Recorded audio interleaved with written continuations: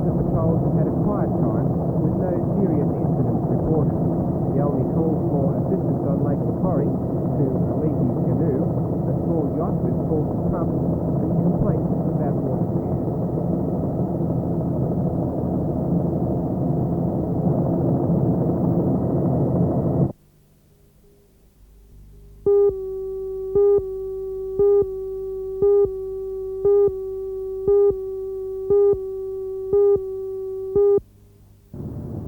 Last night's meeting was a reaction to the increasing number of children who are being abducted or molested on suburban streets. The safe housing scheme originated in Canada, where it is known as block parents. Their volunteers man signposted houses while children are walking to and from school.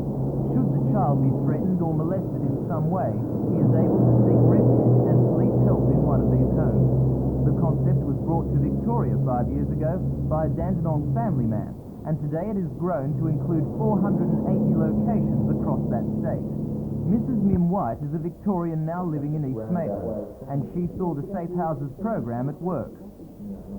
I was quite thrilled with what we saw. We went there at Christmas time, and it was amazing the number of schools that have got the scheme operating. We spoke to family and friends who are involved with the scheme.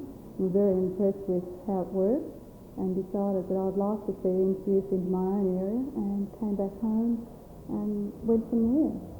Are there parents around Maitland who are concerned about the safety of their children? I think all parents are always concerned about the safety of their children. I have had a lot of phone calls from parents who feel that this is an excellent idea and would like to see the scheme introduced into the area, and I've had a lot of support from them. The New South Wales Police Force recently decided to take up the idea. Last night's meeting, which attracted about 80 people, was addressed by two women police officers from the Child Protection in Canada Unit in it's called Sydney. block parents. Mrs. White now has a list of 68 volunteers to man the not program, only looking after and the meeting children's will be safety, held on but the also 30th of Mr. this month to Williamson, form an who is a organising Victorian. committee. Within 2 months of that date, Safe Houses will be operational, meaning East Maitland will become only the third area in the state to protect its children in this way. Approximately 5 years ago.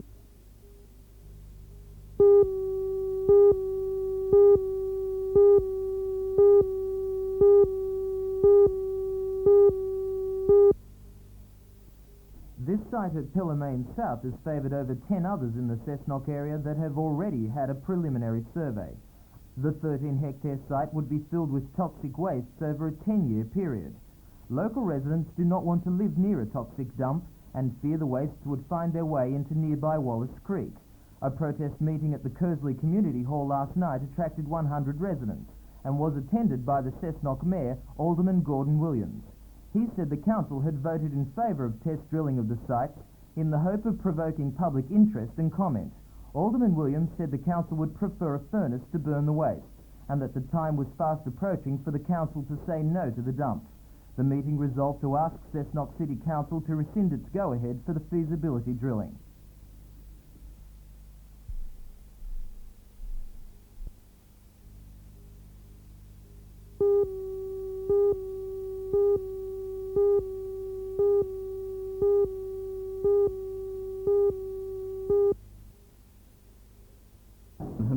Delegates of existing safety committees attended today's seminar to discuss various aspects of their role in reducing work accidents, which every year in New South Wales still kill more than 200 people and cost the community an estimated $1,000 million. There is real proof that work safety committees can reduce this staggering cost. For instance, the state dockyard workers' compensation claims for a 3-month period totaled $116,000. After safety committees were established, those claims dropped to $11,400 for a similar period. According to the National Safety Council, this improvement typically follows the establishment of a safety committee. What it does in effect is get the management and the workers together, probably many times for the first time in a real sense, and get them cooperating on a single issue. Where this issue is safety, which is to everybody's interest, it has a very salutary effect on reducing accidents in the workplace.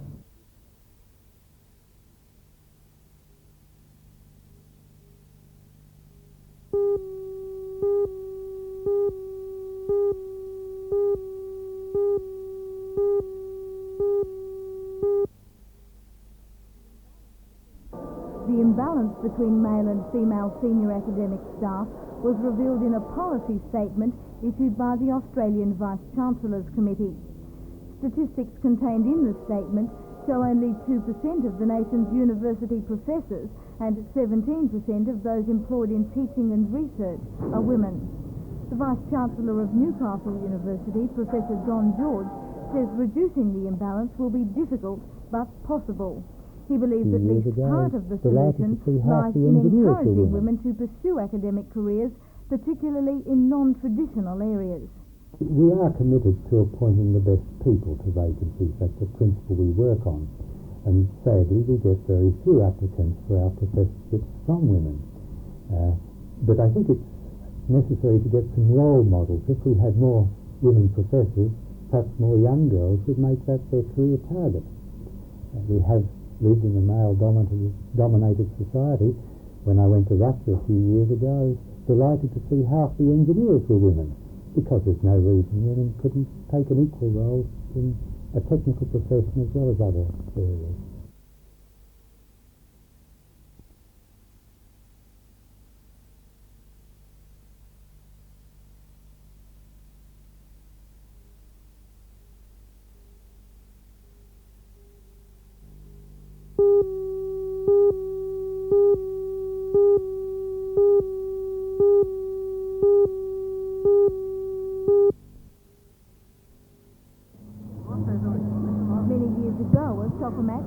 Teams from Newcastle and Sydney was an annual event, a tradition that the firemen have decided to revive as part of their centenary celebration. Today's match at the crystal-coloured soccer ground at Wall's End was a friendly one, but that doesn't mean to say it wasn't taken seriously by the players. Both sides made it clear from the start that they were out to win. It was, however, Sydney's day. Despite a valiant effort, Newcastle in the blue shirts just couldn't keep up with the visitors. The Sydney firemen took out the game 7 goals to 3.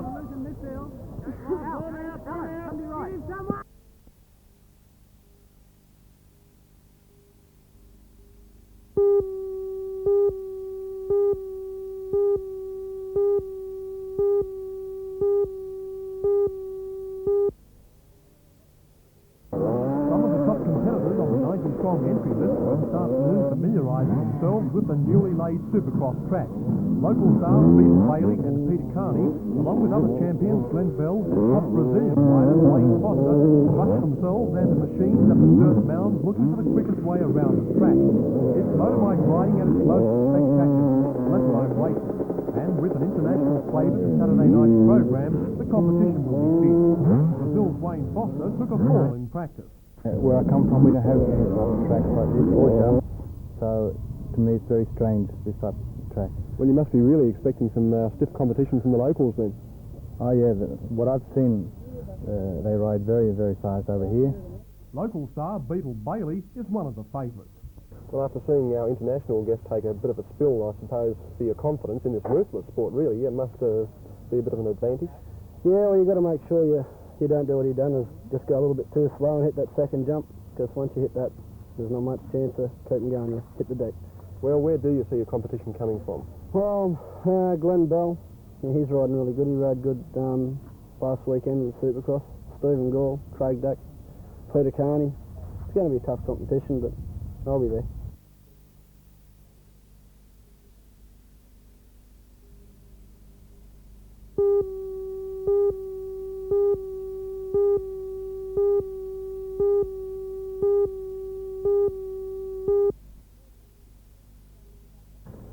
Kirsty Waiting Darren Gunn and two of the 40 children taking part in the camp, which runs from the 14th to the 18th of this month. Both have cancer, but they're determined to enjoy all the activities organised for the children. Camp Quality in Australia was the brainchild of Vera Entwistle, who heard of the idea in America. Last September, a camp was held for the first time in Sydney, and was such a resounding success that the committee decided to provide the same service to the children of the Hunter. The camp is being community funded, as the program director, Vera Entwistle, explained. What are the aims of the camp? The very most important one is for these children to have a week when they can simply forget the hospital and the medical treatment and be children again. So we try to put into the camp programming all kinds of exciting things, like rides in hot air balloons and a ride in a helicopter, abseiling, archery, canoeing, swimming, horseback riding, arts and crafts, music activities. Just anything we can think of that would grasp the attention of a child so that it's a week of fun for them. Now, some of the children may not be able to take part in those activities. That's right. One of the differences in the way we schedule the programming for Camp Quality as compared to any other youth camp is that we simply make available to the children all of these activities. The child then chooses whether or not they feel up to it, and there is never any coercion on them to take part in anything if they don't feel that they can.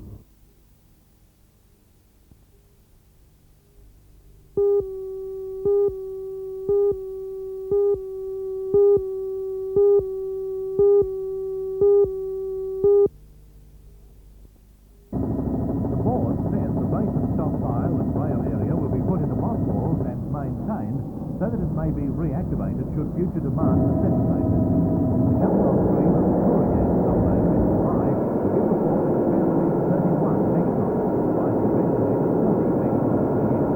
Current predictions indicate that the capacity therefore is 18 megatons annually. The port says that while Torres will be able to service large vessels, there is still demand for loading facilities for smaller ships. Moves are designed to increase efficiency and respond to export needs, while at the same time the board says no labour will be made redundant by the changes.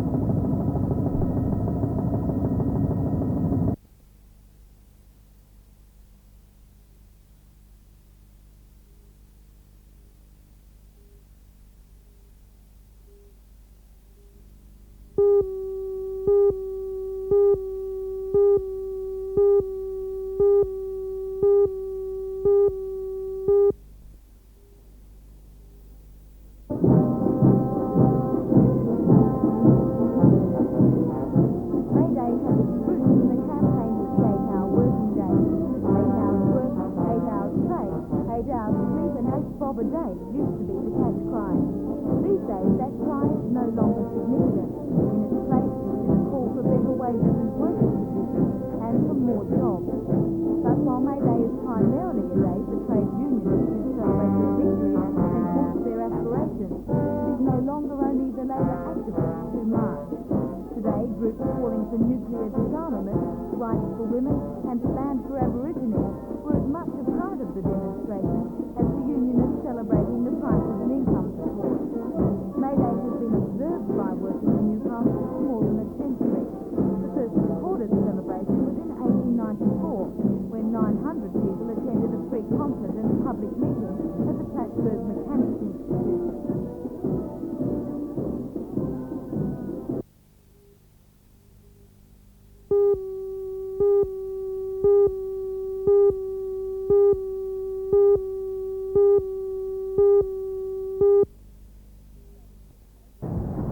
The stabbing took place on the second floor of the old Carlton building on the corner of Scott and Darwin Street. Police say a man in his mid-30s was stabbed 6 times in the chest and abdomen during a domestic argument over a bottle of wine. Neighbours raised the alarm at 1 o'clock, but by the time ambulances reached the scene, the victim was dead. Police are still trying to contact the man's relatives. An Aboriginal, believed to be the victim's de facto wife, is being questioned in connection with the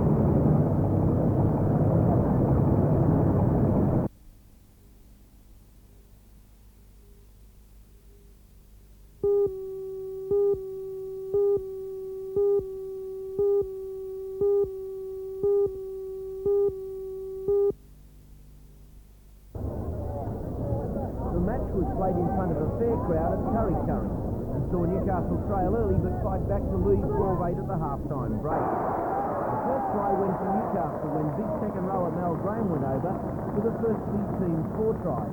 Other tries to halfback Craig Higgins, centre Kyle Connor and reserve back Robert Taylor with 4 goals from 7 attempts to Neville Elway. 2 tries to the Riverina captain Brian Dennis and 3 goals to the same player brought up their 14 points.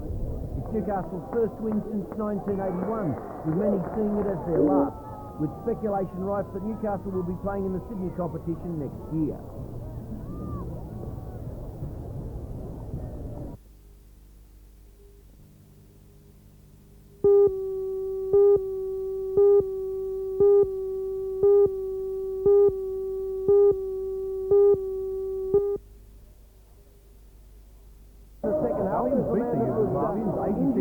Newcastle's Sports Entertainment Centre last night. Not only first time Newcastle has beaten the visiting Yugoslavian team, Falcons did it on the eve of Budnikov's three-test series against the Australian Olympic team. Newcastle led 46-37 at half-time and maintained the lead in front of a crowd of almost 1,800 people. The Yugoslavians played typical European-style basketball, hard and aggressive. One after last night's loss to the Falcons, the question is, can the tourists match the Australian Olympic side? It reportedly got the Australian Basketball Federation low. Pass up the side.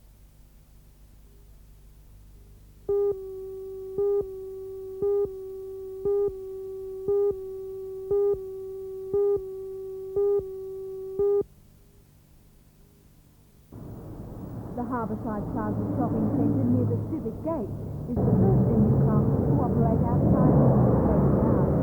The centre will be open 7 days a week from 8 o'clock in the morning to 9 o'clock at night. The building used to house an ice skating rink. The developers Ian Kasimis and Christopher Wood have spent $1.5 million transforming the into a modern lifestyle retail complex. The centre is dominated by Aboriginal merchandisers and traders selling hi-fi equipment and small electrical appliances. A wide variety of other homewares are also available, including furniture, crockery and plants. The time has come where people want to have a big supermarket, extended shopping hours. It's all based around home products, movies, and electrical goods. They expect it to be successful. Yes, we do. Yes.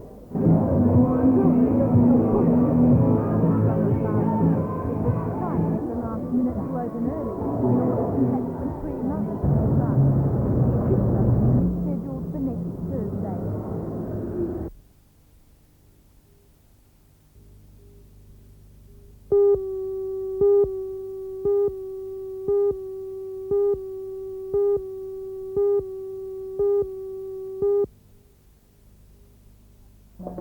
The Newcastle branch of the Australian Dental Association has given William Lyon Hospital the equipment with the proviso that ADA members can also make use of it. The dental unit, which is built into a small camera case, was invented by Newcastle engineer Mr. Peter Rickford. Its uses include basic dental work such as filling and repairing chips. The patients will still have to travel to Royal Newcastle Hospital for major dental surgery. But just how important is this type of portable dental equipment in a geriatric and rehabilitation hospital like William Lyon? Director of Dental Services at the Royal, Dr. Chris Daly.